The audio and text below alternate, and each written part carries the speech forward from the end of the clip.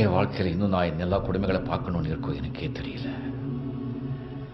சத்தியமா உங்க உடம்புல கேன்சர் என்கின்ற நோய் வருவதற்கு வாய்ப்பே இல்லை. ரிசர்ச் என்ன சொல்லுதுங்க, உடம்புல கேன்சர் செல் இருக்குன்னா நார்மல் செல்லை விட 7 மடங்கு அது சாப்பிடணும். ஒரு கேன்சர் செல் உடம்புல இருக்கு. இன்னைக்கு எங்க பார்த்தாலும் கேன்சர், எந்த வீட்டுக்கு போனாலும் கேன்சர்.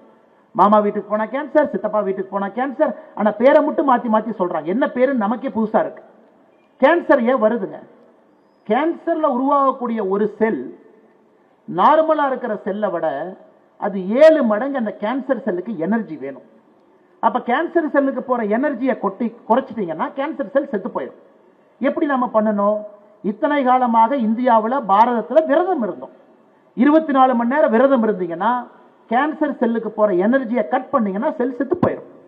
சஷ்டி விரதம் 7 நாள் இருந்தீங்கன்னா உடம்புல 1-2 கேன்சர் செல் இருந்தா எல்லா உடம்புலையுமே கேன்சர் செல் இருக்குதுங்க ஐயா. இங்க இருக்கிறவங்க யாரு உடம்புலையுமே கேன்சர் செல் இல்லைன்னு அர்த்தம் இல்லை. அந்த கேன்சர் செல் பெருகும் பொழுது அது கேன்சரா மாறுது.